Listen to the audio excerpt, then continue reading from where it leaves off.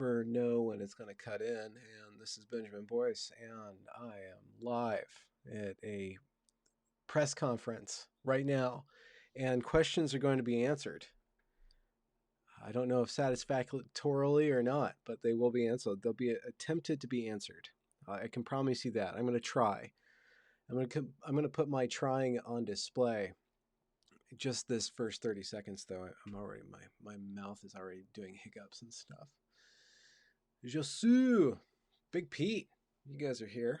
Yeah, this is informal questions answered, and I have nothing to talk about, so we're just going to start plucking away at what I have to talk about. I did start writing a woke Bible, and I've been dropping these fancy ass Bible quotes, either lampooning or lifting intersectionality up to the deserved status of a religion with an actual scripture, like a nice, tight scripture. And I keep periodically, that's just a form. Like somebody says something, and then I take a Bible quote and I mash them together, and you get this, like, the Book of Intersections, I've been calling it. You give it a little fancy, like, number and then a colon and another number, like chapter and verse kind of stuff. So for whatever reason, somebody was like, you should write a woke Bible. And they've been saying that to me because these quotes are freaking fancy, guys. If you're not following me on Twitter, I mean, that's some of my best work.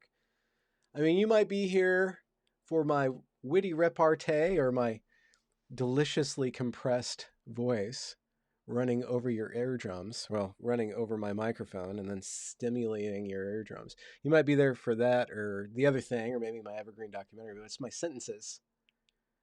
That is the form that I master. So, I get these little verses in, and somebody's like, you should write a woke Bible. And so I started it on Monday. Maybe I'll read the beginning of it.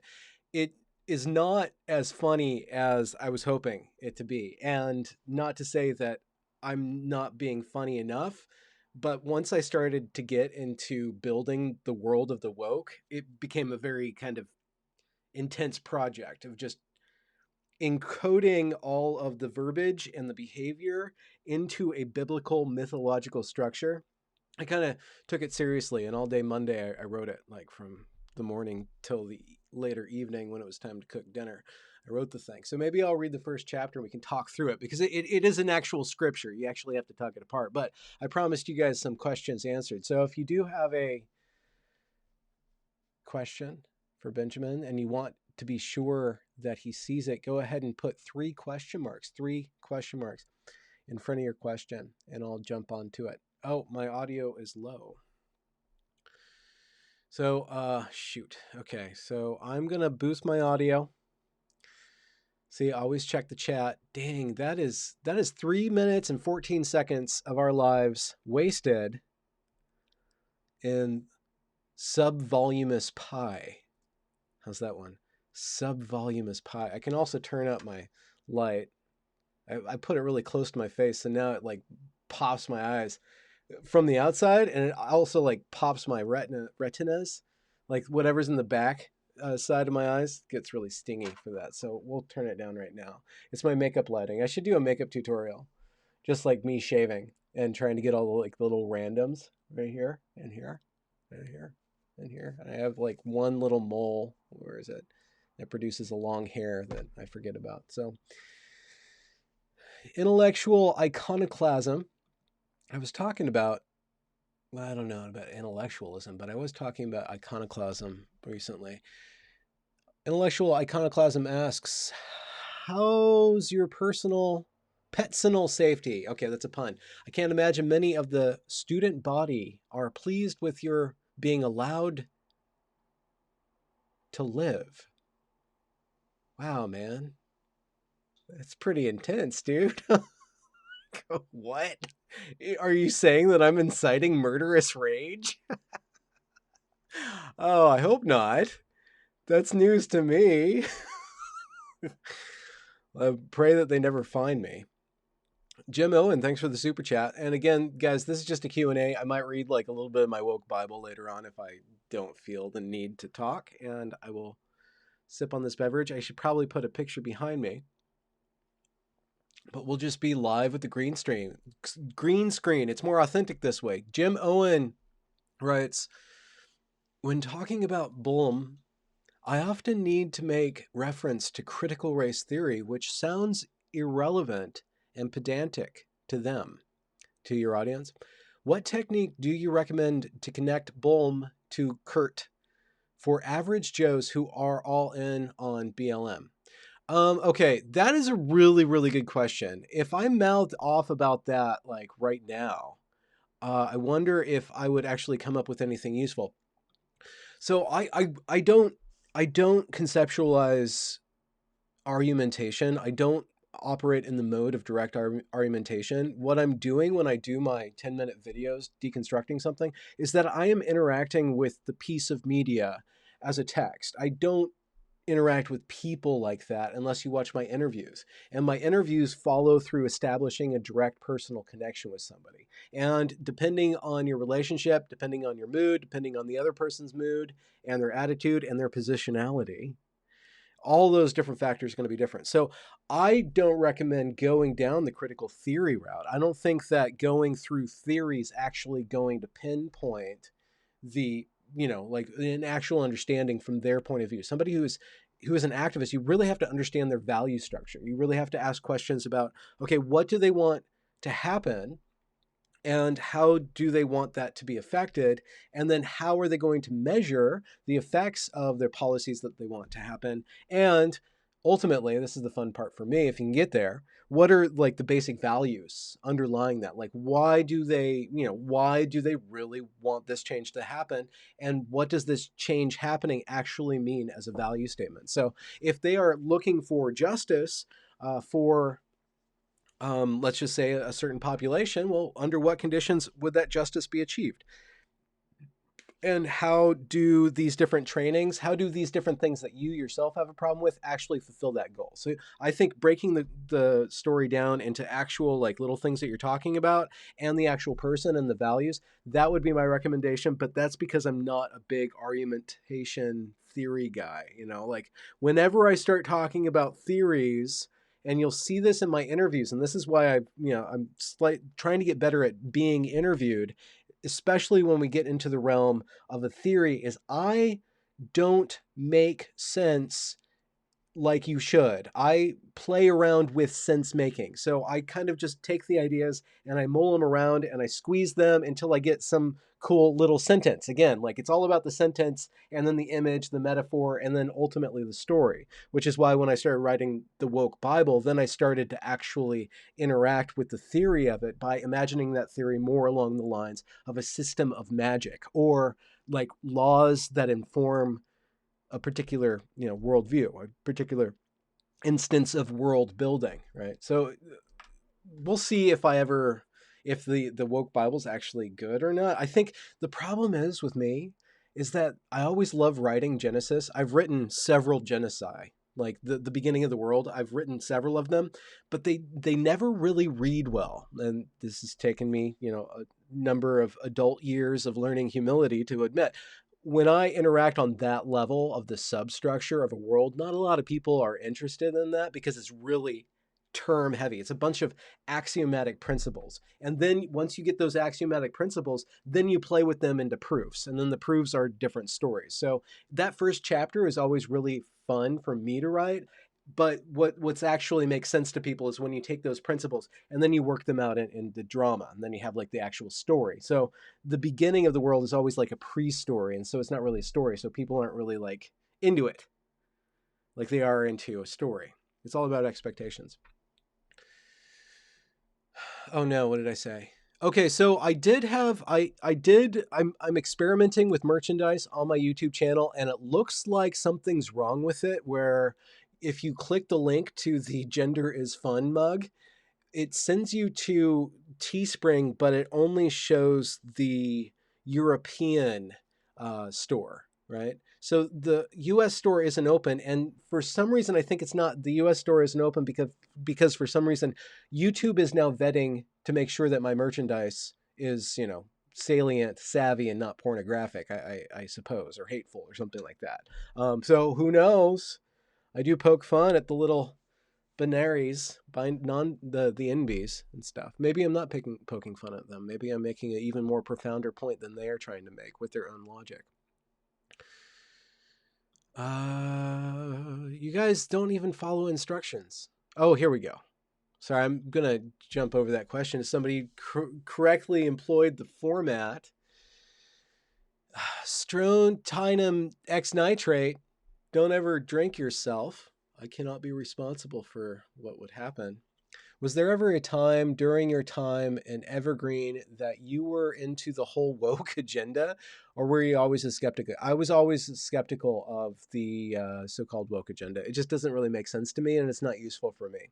And I have hopefully honestly wrestled with certain levels of my white fragility by actually like addressing the concerns of privilege and of class and like actually wrangling with their ideas in an honest way. Even though I fundamentally don't agree with them, I've tried to open myself up to them to allow them to work upon me in a safe environment of not being struggle sessioned or, witnessed by people, a hostile audience or somebody who would expect me to accept them hook, line, and sinker. But I've always had a big resistance to anything that purports to frame human experience according to a specific moral injunction or a moral theory or a moral equation. I still to this day don't know how to actually, convey or talk about morality like directly. And, so ethics as a study has never really made sense to me or attracted to me. Like I just base my morality on an intuitive understanding, and then I get feedback with regards to my guilt and shame. And if I act within a certain behavioral limit of responsibility and being nice to people and avoiding certain negative behaviors, I keep my guilt clean. Like I've worked to try to live up to what my guilt is trying to have me behave. And when I fail, I can trust my guilt because it's not sought in too much negative behavior or too much ignoring of my guilt, my Jiminy Cricket. Does that make sense? So I use an intuitive emotional framework to gauge my actions. And so I always have a problem with axiomatic moral principles because they interact with the head. They're a software programming. And there were certain aspects of the social justice mentality that was just all these statements about what's fair, what's not fair, how to behave, what to say, and so on and so forth. And after listening to the first few like sentences of what they're talking about, you can kind of understand where it leads to, which is you obeying them and then acting according to them and allowing their guilt or their shame to control your behavior and becoming more and more sensitive to behaving according to how they want you to behave. And I basically, I don't live my life that way. I'm probably flawed as an individual because I like being an individual.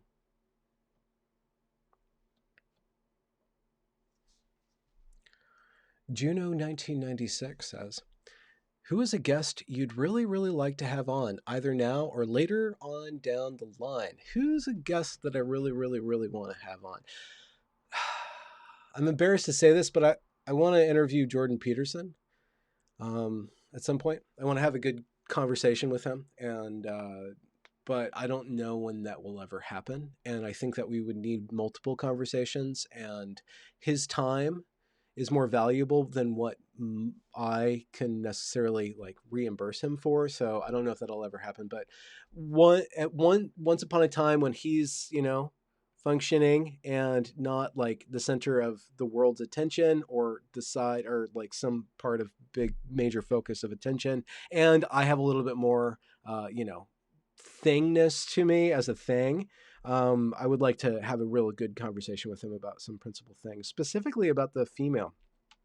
I would like to hear him expand upon his conception of the female archetypes and try to add some nuance into the conception of chaos and order and male and female. And I thought it was really fascinating, and I don't mean that disrespectfully. I don't mean this disrespectfully. He's had a really difficult year because of he was on some drug to help him with some anxiety, and the drug was really bad for him. And then he went away and got it purged. But what caused his anxiety was the loss of his wife. And I just thought it was really interesting that it was that he obviously deeply, deeply adores the women in his life, but he is perceived as a patriarch, and I would like to really like explore that, that deep, obviously deep connection that he has to the females in his life, and how that translates into his understanding of mythological archetypes regarding chaos and the feminine.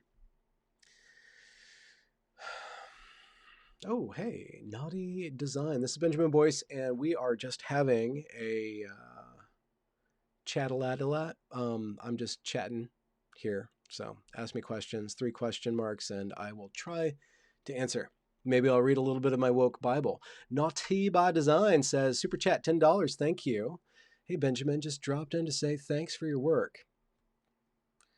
You're a bit soft, but hey, it's what it is. Thank you. It's all the beer.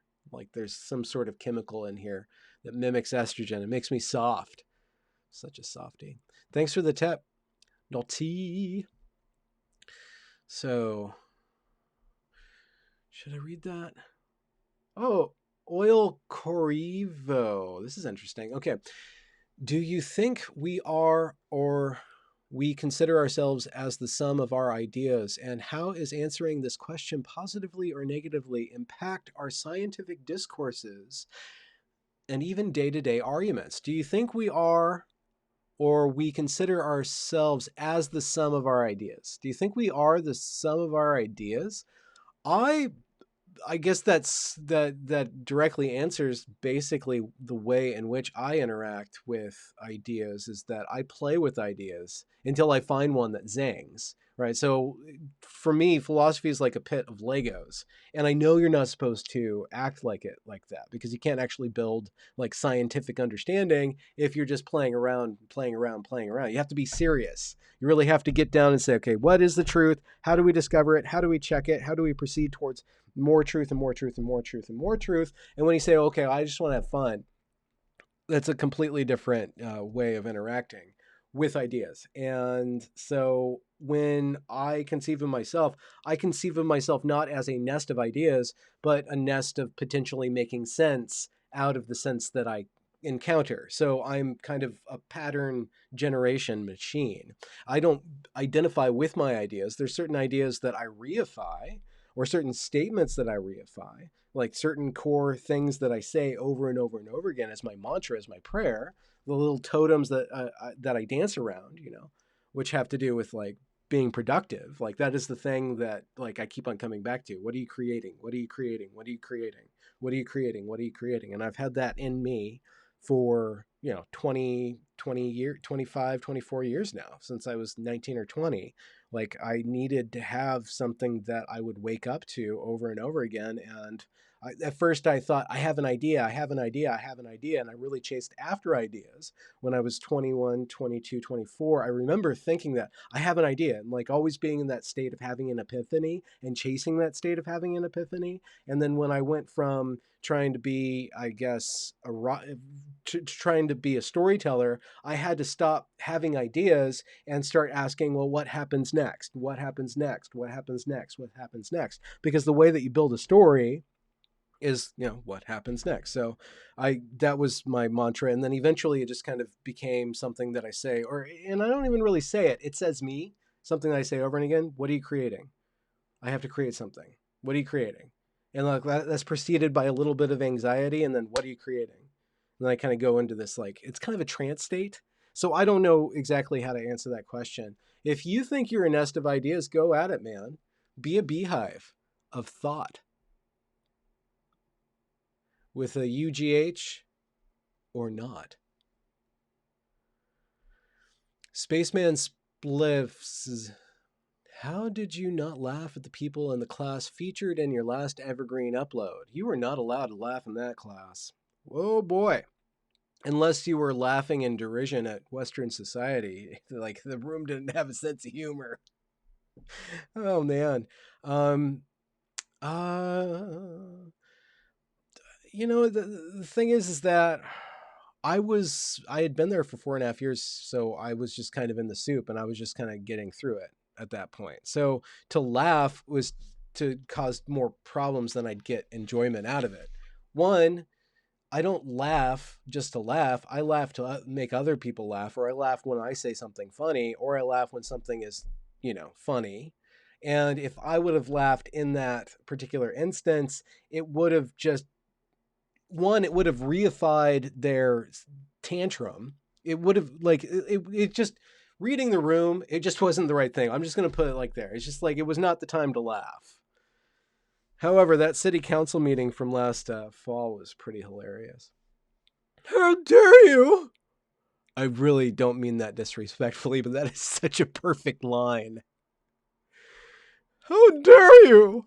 It's beautiful. Like it's a work of art. And that individual, he is an artist. He's an artist. He has been working at being cringy. He's put a lot of effort into it. And I feel okay about deriving entertainment from that because he's obviously put a lot of attention into that. If you guys don't know who I'm talking about, look on my channel for Evergreen destroys Evergreen students or Evergreen protesters destroy logic decorum. I think it's the only video that I have with the title with the word decorum in the title. So just check out my channel. It's a 5-minute video. You will not be not entertained. It's a brilliant piece of performance art. Sorry, I lost a question. Do you ever think you could convince Robin DiAngelo to have a formal debate? No, she doesn't debate. There's absolutely no footage of her actually having a debate. She doesn't need a debate. She makes $20,000 for 3-hour sessions. She doesn't need to debate, so she's not going to debate. I'm going to change this to a little bit more orange because it's hurting my eyes. And again, I don't really do debates, so I don't know if I could even give her a good interview. She really creeps me out, man. I don't think I could relax around her. Maybe I'm a weak sauce. Again, naughty by design. Prophecy is prophecy now. John Festa, do you ever see Evergreen as the new norm for colleges and universities? Or as more of a passing phase or aberration? That's a pretty big conversation to have, and you'd have to go one place to another, and it would be pretty easy to overstate that case. And to say anything definitively would probably be not ethical of me because I don't know every college, right? I think that there are certain key proponents of what happened at Evergreen that are being replicated in other institutions, including colleges and grade schools and municipalities such as Seattle and Portland and a bunch of corporations. So a lot of different places are going to be doing it. I don't think that necessarily every college is going to do it, but there's compelling evidence to suggest that a lot of faculty are attempting to go down the same route or impose certain sorts of sanctimoniousness with regards to social justice issues as matters not of scholarship, but of activism. So I think that the pattern shall be repeated. That one girl, Mel, is really nice, and she lives up the road. I should write a song about the girl up the road, and if I do, it'd be that one girl, Mel. She says that I'm good enough for Jordan. I don't mean that I'm not good enough for him. I just don't think that the cost analysis would necessarily catch his drift. Super chat, Canadian style, from Robert Steele. Do you know if there were our anti-colonial, anti-racist discussions in STEM classes at Evergreen too? Well, Evergreen was a mixed martial art kind of college. So you would take some hardcore science. If you were really on the Bachelor of Science track, you had to do a lot of science. But if you strayed anywhere from that, you would get a mixture of science and humanities. So it would always depend on the teacher. And I'm sure that there have been partners between STEM faculty and faculty that teach colonialism or post-colonialist theory. Depending on what you mean by that. We did study colonialism, and it wasn't until, after I left Evergreen that I realized what they were talking about when we were studying colonialism. And I realized that the teacher did kind of like want us to go down this path. And I kept on like pulling the reins back because the kids would get like up in arms about colonial rule. And then I would just ask basic questions. Well, is this society evil or did it want sugar? Like, is that evil, right? Or is the same principle that caused, world domination by Europe during a certain phase, not the same principle that allowed Europe to create a symphony? Can you have a symphony without empire? And that's just an open question. Can you build a symphony? Can you have enough people on the same page with enough technology and enough attention and enough funding to create, to put on, and to, establish a symphony tradition without other elements of society that organize it in political and military ways. So you just try to say, well, okay, if we're going to blame this culture, what exactly are we blaming? What exactly is Western about this? What exactly was wrong? Is it the human behavior? And where does that human behavior come from? Does it come from some sort of conception that's unique to Europeans, or did they just have the technology to take a universal human experience of having bigotry and wanting to subject other people, and with their tools and nobody to stop them, they went ahead and did that, right? And then what principles were embedded within Western society that caused them to outmode colonialism, right? So is there not a continuum? So you kind of open up that discourse and you just start seeing a bunch of things. I'm a little off in the weeds, aren't I? But yeah, so I interacted with that stuff in a writing course. We did the pre-colonial, the colonial novel, and I did a lot of work on like the actual novel because I was studying literature. So I actually studied the birth of the novel, and that's kind of contested. You can't say it was like this one thing, but there was these certain different aspects within Western culture, the printing press, a leisure class, and I really do think a psychological understanding of the human being within the world that caused the novel as a form to be put together and then to be reproduced over and over and over again. And I argued in that class, I have a poster I can show you. It's really, really, really geeky.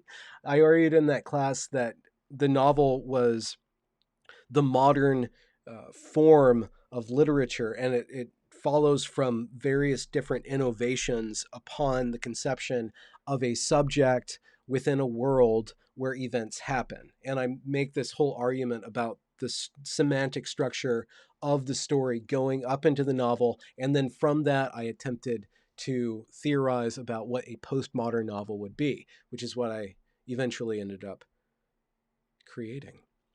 Robert Steele. I already answered your question.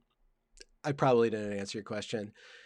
Welcome to my press conference, guys, where questions are going to be answered or not. Cartoon Hootie. Canada money is just flowing my way, guys. Thank you very much for the donation to this channel. I got Bijou some new cat food, and she has been cracking out on it. It's actually quite disturbing how much she loves this cat food, but it's been about a week now, and I finally got her to realize that she can't just eat it all day. Cartoon Hootie. Did you get a new kitty cat? Orange Tabby Guy. Cat name update, please. You were referring to Roy. Roy, we discovered in Chicago in 1999 on Spalding and Kedzie, I believe, which is next to North Park College. Roy lived for, I believe, probably 17 or 18 years and passed away due to a complication owing to his diabetes. I do have footage of him, and so I throw him up every once in a while. You will also see from time to time a white bunny rabbit that prances around Roy or asks him to pay her attention, but he really didn't care that much about the bunny. But the bunny's name is the Space Bunny, or Space Bun, or just Bun. And she passed away due to just being a rabbit and dying one night. She died on the floor next to me one night. It was sad. We cried. We buried both of those behind our house, and they are growing a tree to this day. So that is the story of the cat. And Motorola Nova. Thank you. Freaking, I got 5 pounds. That's a quid. Is that a quid? Have you considered a P.O. box so we can send you and the cat stuff? I gotta crunch the numbers. It's like $15 a month. $15 a month, so I don't know if it's necessarily worth it. I do get offered donations every once in a while. I should turn into a cam girl. I should take the UGH out of my thought and prance upon the pony of your attention and get a P.O. box.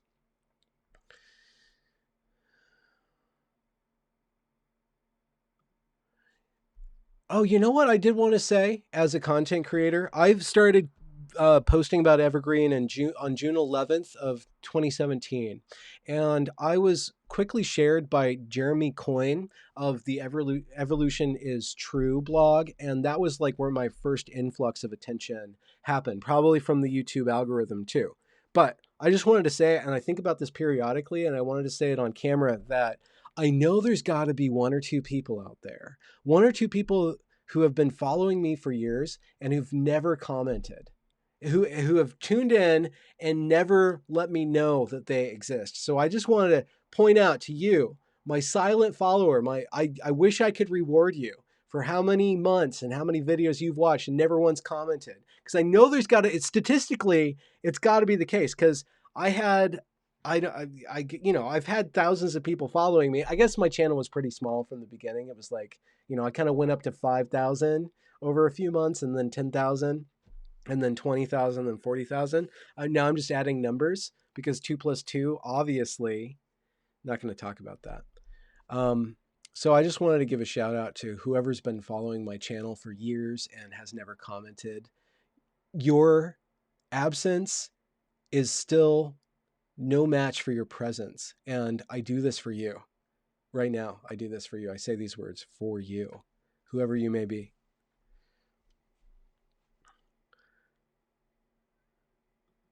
So should I try this? Should I try reading this? I don't know if I should read this stuff. It's super rough draft. So I did write a woke Bible.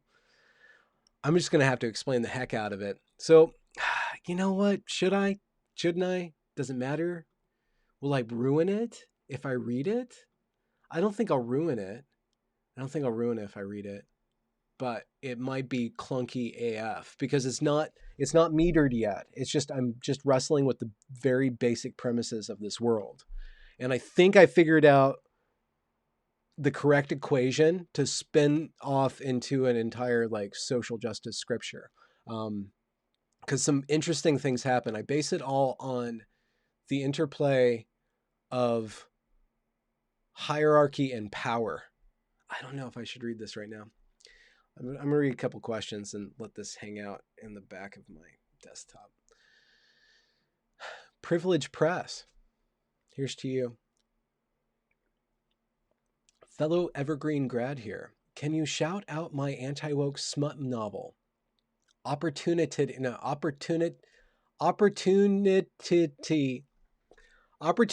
knocks. Opportunity knocks. Knockers. Opportunity knockers.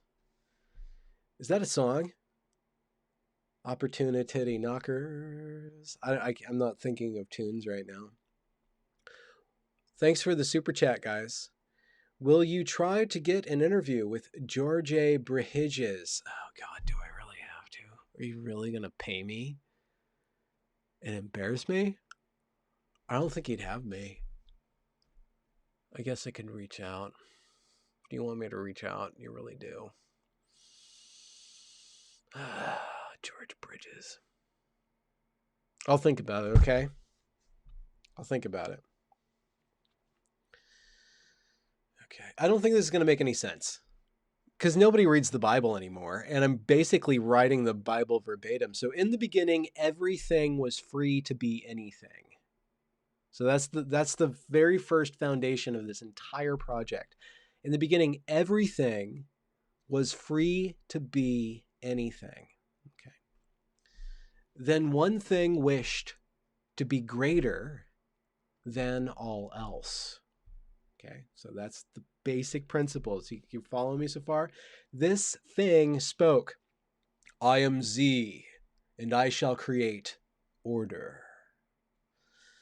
Once Z spoke these words, everything around Z began to settle into a top and a bottom, a big and a small, a strong and a weak, a bright and a dark. Thus hierarchy came to being, and Z saw that it was good. But Z was not finished. I shall create a system by which power flows from the lowest to the highest, and I shall be highest, that I may create more system and more power for myself. Thus from dust came stars, and around those stars spun planets, and on those planets the elements mixed until there was life, which sought to dominate itself from the beginning. And from this domination came power, which flowed upward to Z. But Z was not finished. So far, all that I have created obeys my every whim. How shall I know if I am all powerful, if there is no one to challenge my power? Thus, from life, there rose a being that sought to dismantle life. However, this being dismantled its own life first, and Z forgot about it and moved on. So far, I am the only thing that speaks. I shall now create another who can speak, that I may have a subject to converse with. Thus came to being the Garden of Discourse, and within this garden, Z created the subject. Z said unto the subject, "You are free to speak of all objects I have created, and speak too of all the hierarchies that order them. And by speaking you may translate these into this garden, but within this garden you may not speak of power, for at that moment you will surely die." And thus the subject thanked Z and began to lift the world into discourse by naming the elements and the plants and the animals and speaking of the hierarchies between them. And thus came to be knowledge in the garden. And within knowledge gathered power, which the subject never spoke of, for the subject was faithful to Z. Then Z said, "It is not good for the subject to be alone within discourse. I will thus provide for him an other to share in this discourse with him, an other that might hear him speak and speak back at him." I'm not certain on that sentence, but speak back has to be in there. Another that might hear him speak and speak back. And so Z puts the subject into a trance. And while they slept, Z extracted one of the subject's knowledges so that the subject was ignorant. And from this knowledge and this ignorance, Z created the other. When the subject awoke, he saw the other and said, "I am the subject of discourse, and you are my subject in discourse, and together we shall know discourse. We shall know discourse as one." Then the other, not knowing any better, submitted the subject, then the other, which would be Eve in the story, then the other, not knowing any better, submitted to the subject's knowing, and they knew one another for a time. So I'm gonna finish up the Garden of Eden story, and then I'll get back to the comments. So thanks for bearing with me here. Now, within discourse, there was one thing that was neither known nor spoken of. It was the dismantler, who had dismantled its own life, but not its ability to continue dismantling. One night, while the subject slept, the dismantler filled the subject with power, so that he became warm and became strong. I was going to use the word hard, but I'm trying to figure out another word for hard, but he does become tumescent, okay? If you're not understanding what I'm talking about here. And then the dismantler spoke to the other, and the other is Eve. We need some woodcuts so you guys can see, because subject and other, they're not names, but the dismantler speaks to the other, or to Eve. Is it true that Z has forbidden you to speak of anything within discourse?" The other answered the dismantler, while gazing upon the subject, who slept, and yet was filled with power. "We may speak of anything within discourse," said the other, "except for what is at the center of discourse. Z has forbidden us either to speak or to know of that, for if we do, we will surely die." The dismantler said, "Of course you will not die. Z knows that if you speak of it, then you will be like Z, and you shall create discourses that Z has no power over. And the other saw then that she could subject the subject and draw upon the subject's power and create power of her very own. And that is what she did. And as she did so, the subject awoke and knew of his own power and knew of the other's power too. And they spent that night creating discourses hidden within discourse. In the morning, they were both filled with shame, and so they created a theory to hide their discourses from Z. Then they heard Z's voice. "What are you speaking of?" The subject answered, "Oh, we were discoursing about discourse, and so came up with theory." Z asked, "And who taught you this theory? Have you spoken about that which I forbade you to speak of?" The subject answered, well, the other you gave to me as my own subject, she spoke of my power, and so I spoke of her power, and together we crafted theory. Then Z said to the other, "What is this that you have done?" And the other said, "The dismantler tricked me, and I spoke." Then Z said to the dismantler, "Because you have done this, you are cursed, and I will create a science that will subject you thoroughly to discourse. You shall be known to the subject, and he shall create utility from you, so that you will always serve order. And I shall put confusion between you and the other, so that whenever she thinks of you, she shall see her own subjectedness and gnash her teeth at her lower position than my subject." To the other, Z said, and so God is talking to Eve now, "You will now be subjugated to the subject, for he shall now objectify you. And from that objectification shall come more subjects into discourse, and you will have no choice but to tend to them. And from this tending shall arise emotional labor, and it shall burden you, so that you are too weak to build a discourse of your own. And whensoever you do begin a discourse, my subject shall come to you and explain to you what you mean, and he will not hear you when you speak back." And then to the subject, Z says, or to Adam, God says, "You have sought through power to craft a discourse of your own, and thus you shall be obsessed with your power always, and you shall always organize this power into your own shape, and it shall be called patriarchy.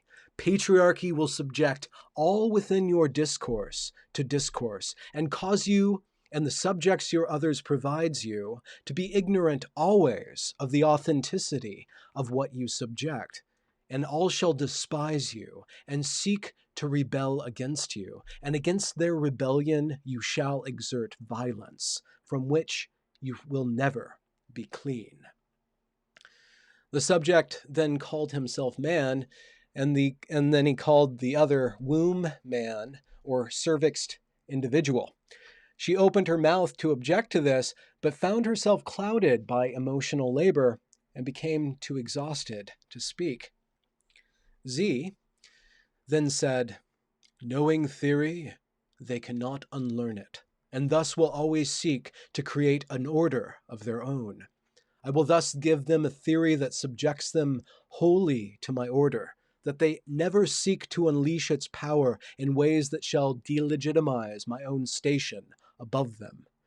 Z thus fashioned a theory from hierarchy and called this theory truth or objectivity. And Z lodged this into the subject's knowing, so that only the discourses which served order could he think of as valid. Thus the subject and the other were cast out of the garden of free discourse and were barred from re-entering there due to objectivity and emotional labor. So that's the first draft of that. I go all the way up to, I go through the Tower of Babel and the flood, and I'm doing Abraham now. Things get really weird with patriarchy and power and hierarchy and stuff. So those are kind of the tools that I'm playing around with. Again, I'm aware that it's a little too deep and stark, but that's the beginning terms, and then you can work out into more colorful, more like human behavior, like more dramatic stuff that we're more accustomed to. I'm just about now to well, I'm ready to write about Lot and his daughters, and now his daughters in the Bible. I think it's Lot, but I'm just going to use this story. Abraham's nephew, if I recall correctly, he like ends up in the mountains with his daughters, and his daughters get him drunk and then get him to impregnate them. And so there's this whole incest uh, bit at the very beginning of the Bible, if I'm recalling it correctly. I've been going back and forth between my memory of the Bible and I have a New English Bible that I'm referring to for certain turns of phrase and stuff like that. Anyway, so that's my offering for you today. I'm going to scroll through these things a little bit. Rummy Raisin says, what is your favorite movie or movie maker? I really think that Fincher is one of the best alive working right now. The range of stuff that he's done and his just, I'm very, very impressed with him. I know he probably will never be mentioned as one of the greatest, but I think he actually is. You know, he's so stripped down, and some of his stuff is probably too commercial, and that's why he's kind of overlooked, but it's all just technically excellent. It's just such a high bar. So I really would like to plug him right now because I was thinking about plugging him, but I don't like plugging people on Twitter like pop culture people. I mean, one time I did talk about Taylor Swift's "Shake It Off," and that upset some people. So ever since then, I've been kind of burned about pop culture. So that's my pop culture statement of the night. Super chat, €5 from Abel Delphin. Nice. I've been watching your videos since 2017. Oh, are you one of the special ones? You took a frontline stand since. Was your personal life affected? E.g., folks trying to cancel you. Personally, should I say this out loud? I don't know if I should say this out loud. Um, yeah. No. Personally, no. I haven't been canceled. I don't have friends that I find important that think that they can cancel somebody. So, I mean, I kind of like, I have a more mature friend set and I don't have many friends. So, I don't even have enough enemies to keep close. Don Corleone is probably pretty upset with me. Did the Cuban rally in Louisville give you any hope? The situation is horrible, but here in Louisville, it got some of my less engaged friends to speak about how crazy things are right now. Okay, so Michael Rev is talking about a video that I did yesterday, which was a bathrobe reading of a list of demands by Black Lives Matter, a contingent of which issued demands to a small, from what I've gathered, an arts district or an artsy fartsy district within Louisville, Kentucky, and demanded a lot of crazy things. Actually, it's one of my favorite videos this year. I really like how I produced that one because I was not awake yet and had no idea what I was doing. So I recommend that one if I may recommend my own videos. I go through that, but at the end of that video, I did mention that there was a rally where Cuban businesses kind of stood up. And I believe one guy who stood up got some flack from that activist community who kind of protested him or something like that because he's not going to give them 1.5% of his net income monthly because you just don't do that and you don't ask for that and you don't go around doing that. So and I really do think that as these protesters like keep on pushing the envelope, more and more normal people are going to speak up, and I really do have hope that normal people will kind of draw a line in the sand and we won't have to go into terror land. I do worry about what's going to happen in the election because Joe Biden is so cognitively declined. It's so There's some video, I should pull it up. There was a video of him getting interviewed, and the guy's like, "Would you submit to a test of your brain?" And Joe's like, "No, of course not. I have no brain dongs, brain thing. I have no problem with my brain things. And it's like he's like his robot is like glitching. Okay, anyway, so if Joe Biden gets elected, we are going to be run by the people I've been worried about, which is all these do nothing bureaucrat baloney shifter guilt people, their woke die cult, their death cult or die cult. So that's what we're going to have in store. If Biden doesn't win and Trump wins, then we're going to have a whole bunch more like Democratic meltdown. And I'm kind of tired of that. And I kind of want that to go away. I kind of just don't think that that's good for our country. So they're going to double down either way. And things, if Joe Biden gets elected, it's going to go underground for a term. And then they'll just kind of, the media will just kind of gloss over this area of history. And then all of a sudden we're going to be in this kind of Brave New World meets 1984, just corporate culture war, where there's just this stupid way of us thinking about the world. And we're going to have to litigate the hell out of businesses and especially any government arm that starts to implicate these racist ideas that are calling themselves anti-racist. It's kind of like reverse racism. It doesn't exist, but you have to pay for it anyways. There's a joke there somewhere. I just thought of that, so I'll have to refine that, but I never repeat myself. So it's yours if you want to take it, turn it into a sentence, put it on Twitter and say that I inspired you. That'd be okay. So I forgot the original question, but yeah, I'm hopeful that normal people will stand up if these people keep on going out of line. These people seem to really want to make martyrs of themselves, and the corporate media really wants there to be a martyr out there who got run over by a right winger or a Trump supporter.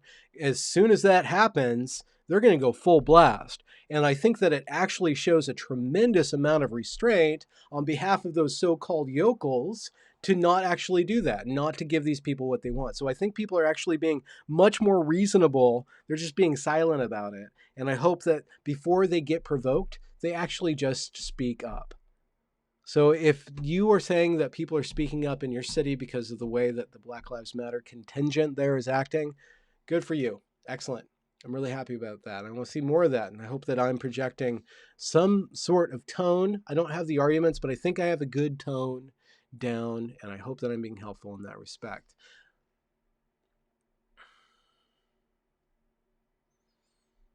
Plugging is problematic. Anyways, what are we talking about? I didn't have much to talk about. I think it's been an hour too.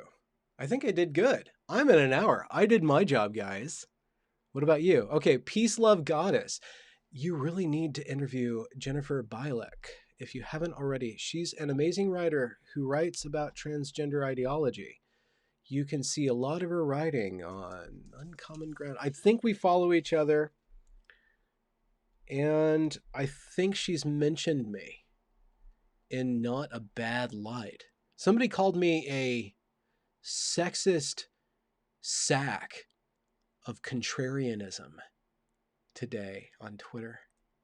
A sexist sack of contrarianism, because I mocked a transgender advocate who said some pretty amazing things. You guys want to watch this video? We can watch this video. Let's see if I can put this video up.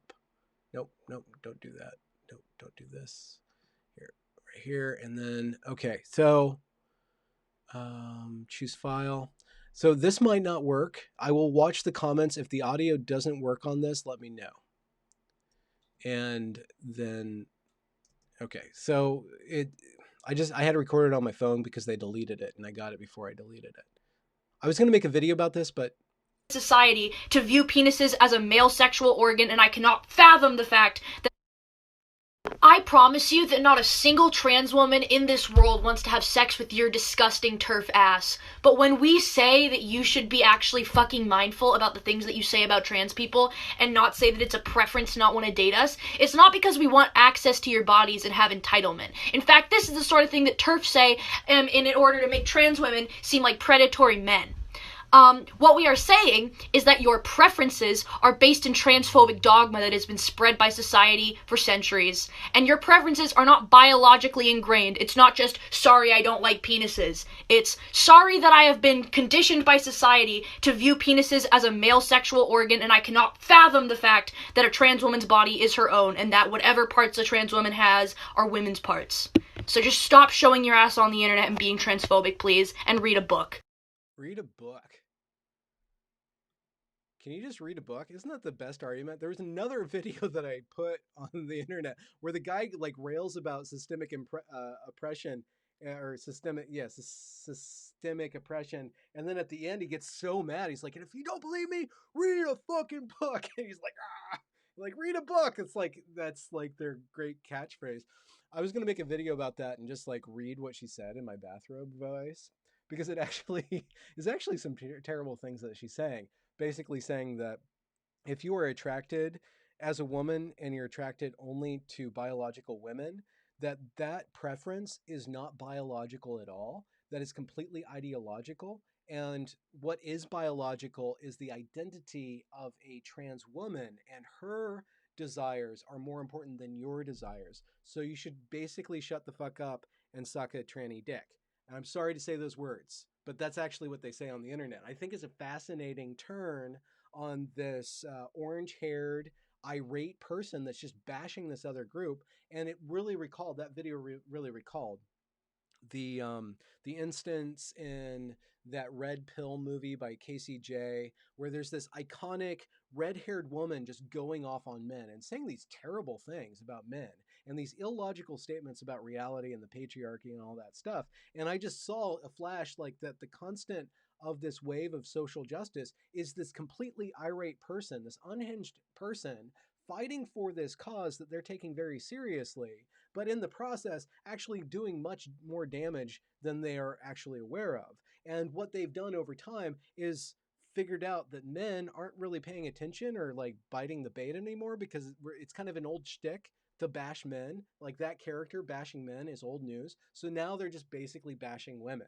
And I am of the opinion that that individual is a female who's a trans rights activist, and you don't know any more zealous than I don't know why, but a female fighting on behalf of somebody else that thinks she believes is embattled is a pretty archetypal unit of social justice. And I don't want to be sexist in saying that, but I think that it does unlock some very powerful drives and mechanisms with regards to the way in which a female protects what she considers her brood. And so you see in the evergreen footage these allies, these young women who have infantilized the black protesters and then serve them, and through that service and then go around and berate everybody else and keep everybody else in line.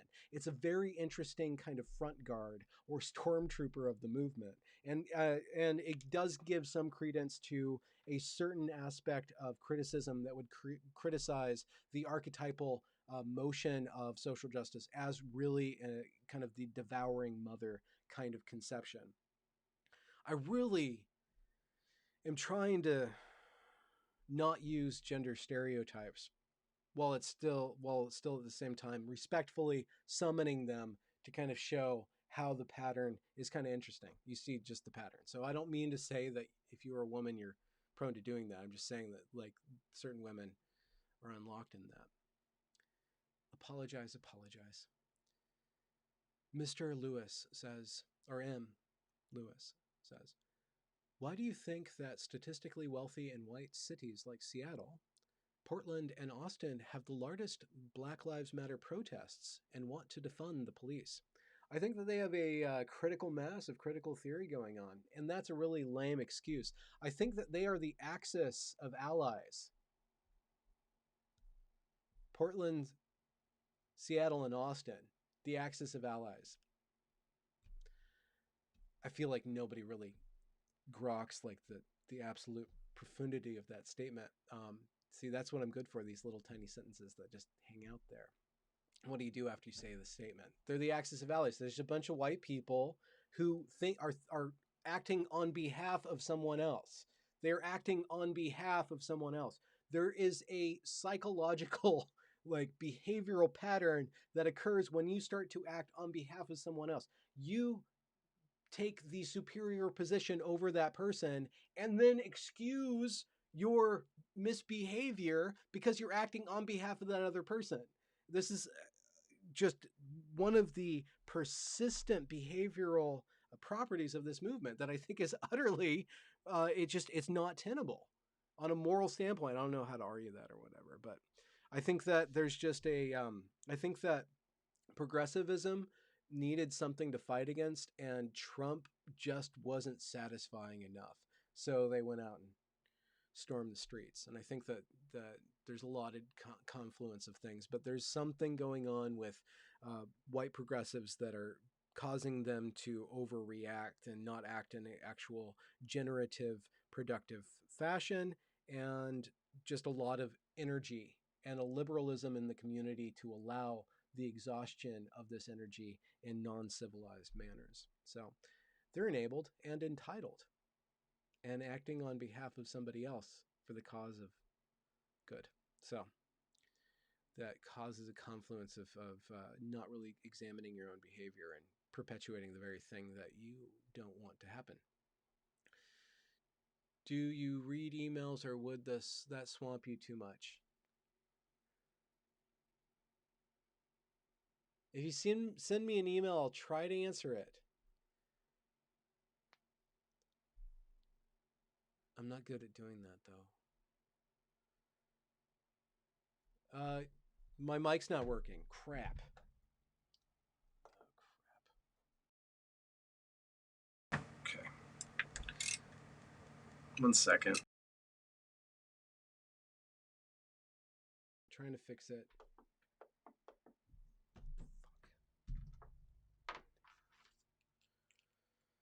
This is really lame. I'm really sorry, guys. 1 second.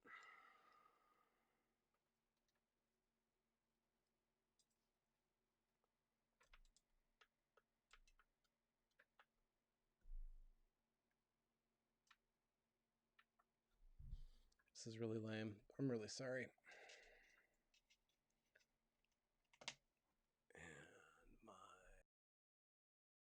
And my Universal Audio Thunderbolt built-in microphone. Can you hear me now? How am I doing, guys? Can you hear me? I'm really sorry about this. This machine that I've been using has been on the fritz, and I guess it finally clunked out. Shoot. It's a really nice piece of equipment.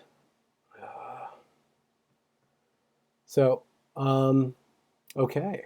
So now I don't have my rich voice anymore. I am totally hobbled without my rich voice. I'm going to have I have a project to do tomorrow, I guess. Did I say anything? Was it just dead air for 20 minutes? Just Benjamin Boyce, and now he's in a tinny Benjamin? Like, this is the real tinny Benjamin, guys. I don't even want to participate in tinny Benjamin.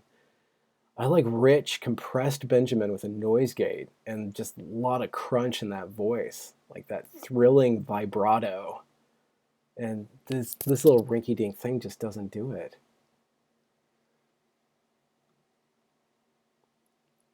Benjamin Kirsch says, there was an awakening at my public college that laid waste to our music scene. I'm sorry, man. I felt so sad and alone. Know of any free thought music art clubs in Portland? P2 ever met a Benjamin you didn't like? P2 ever met a Benjamin you didn't like? Have you ever met a Benjamin you didn't like? I don't know. I tend to forget about the people I don't like. Is that bad? Where do they go in my memory? Am I just like, by not remembering them, am I doing a wrong by them? So I don't know if I ever met a Benjamin that I didn't like. I'm gonna try my microphone again, but this is pretty bad, man. Oh, this is pretty bad. Testing, testing, testing. 1, 2, 3. Okay, I'm gonna switch over. Yeah, this is totally shot. There's something wrong with this thing.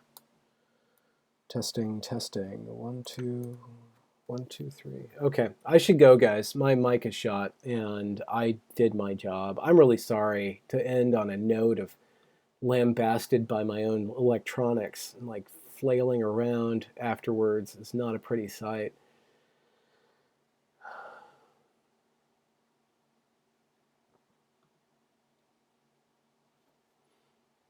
I think we're doing good.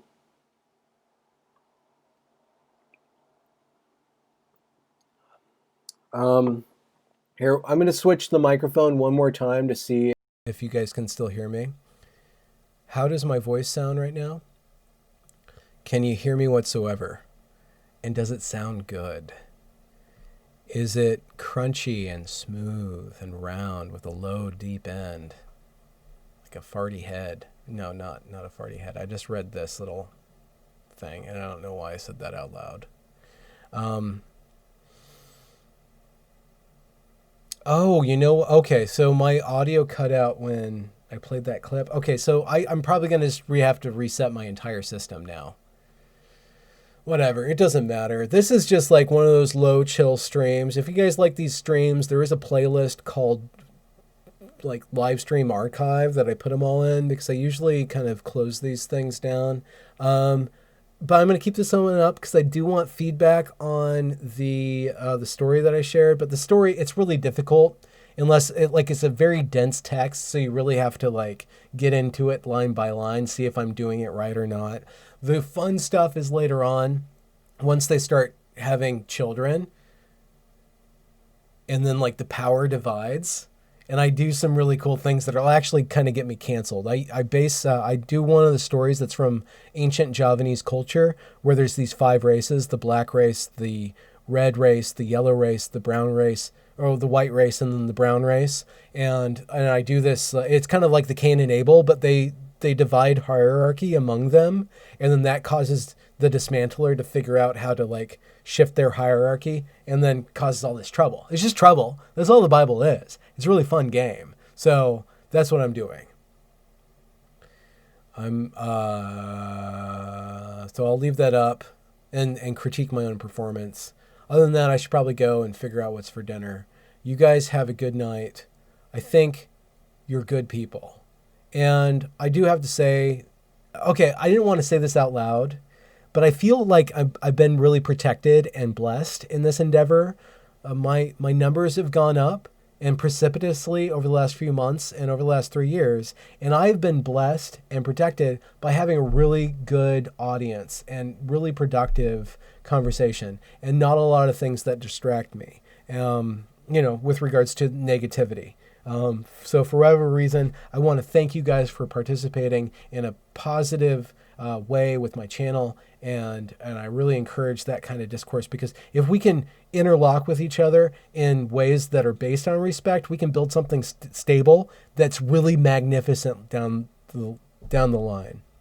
And I know myself, I interact with disrespectful things, and I try to do that in a respectful manner, but I do ridicule, so I'm not saying that ridicule is not a good thing. I think it's a useful tool. But overall and generally, I try to be positive, and I think that you guys have allowed me to do that by giving positivity and all the things. So, not blowing smoke up anybody's tush cushion, but I wanted to say thank you all, and thank you for supporting me.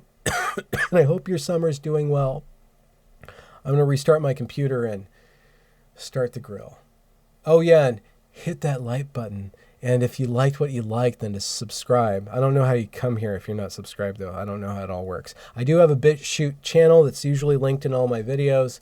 Go over there and watch me. I'm also on ThinkSpot. If you look up Benjamin Boyce on ThinkSpot, that is open now. That was in an extended period, and I do post my stuff on there. And if you want to subscribe to me, I do have a Subscribestar account. I also have a Patreon account. I have a fraught relationship with working for money. I like having a tip jar, but if I'm like actually working for that money, I'm trying to figure out how to do that in a way, and I'm not really good at doing that. I just create content, and